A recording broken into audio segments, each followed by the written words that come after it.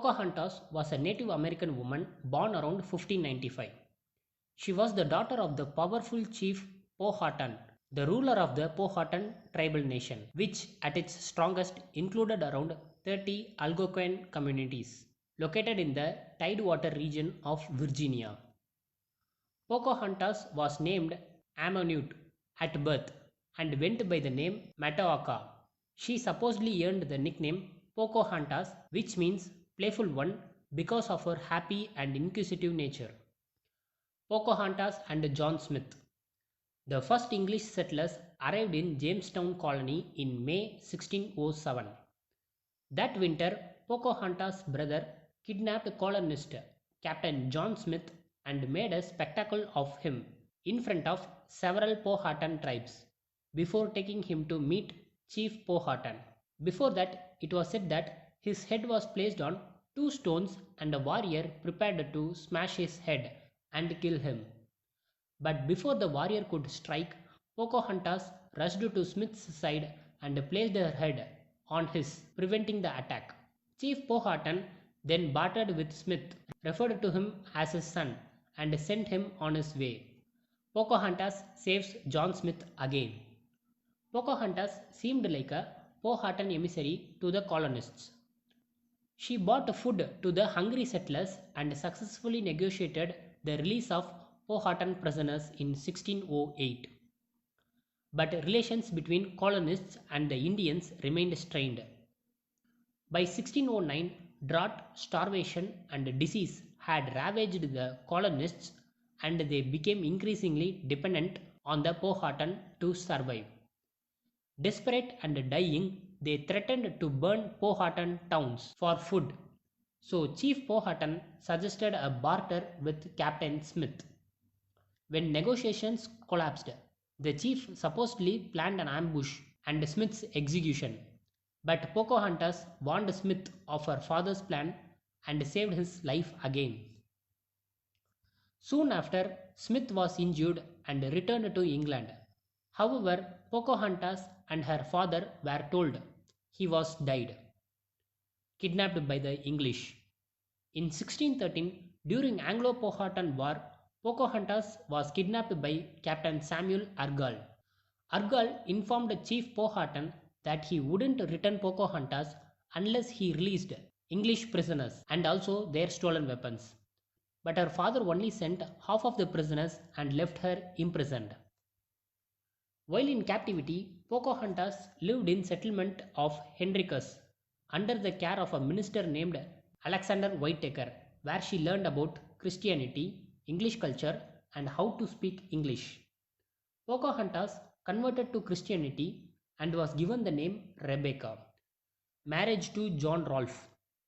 During her imprisonment, Pocahontas met widower and tobacco planter John Rolfe. The couple decided to marry, likely for both love and political purposes.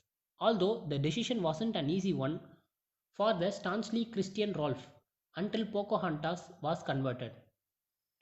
They sent word to Chief Powhatan that they wanted to marry. He consented, as did the Virginia governor, Sir Thomas Dale.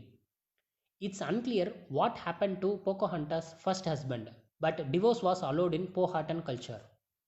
Pocahontas married Rolfe in April 1614. The match was considered an important step towards re-establishing positive relations between the colonists and the Indians. Indeed, the marriage brought a season of peace to the region. Journey to England. In 1616, Sir Thomas Dale sailed to England to rally financial support for the Virginia Company, the company owned by wealthy Londoners that had financed the Jamestown colony.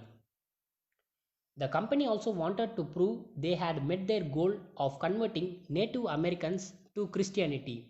So Rolfe, Pocahontas, their infant son Thomas, born in 1615, and a dozen Powhatan Indians accompanied Dale on the trip.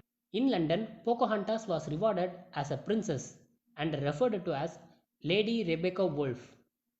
She attended plays and balls and was even presented to the royal family. Much to her surprise, Pocahontas encountered Captain Smith, whom she thought was dead, in London. although she was overcome with emotions upon seeing him alive and called him father. She also repeatedly chastised him for his treatment of Chief Powhatan and her people.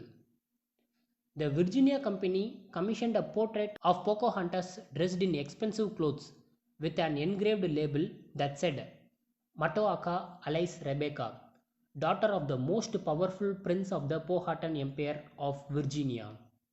It is the only image drawn of her in person. How did Pocahontas die? In March 1617, Pocahontas, her husband, and son set sail for Virginia.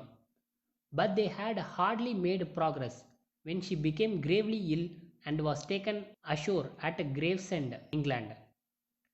It's uncertain that disease struck her down. Some speculate it was tuberculosis, pneumonia, dysentery, or smallpox. Others believe she was poisoned. According to Rolfe, Pocahontas said on her deathbed, all must die, but this is enough that my child lived. Pocahontas was buried at St. George's Church in Gravesend on March 21, 1617. Rolfe returned to Virginia, but her son Thomas remained with relatives in England. He returned almost 2 decades later at age 20 to claim inheritance from his father and grandfather and became a successful gentleman tobacco farmer.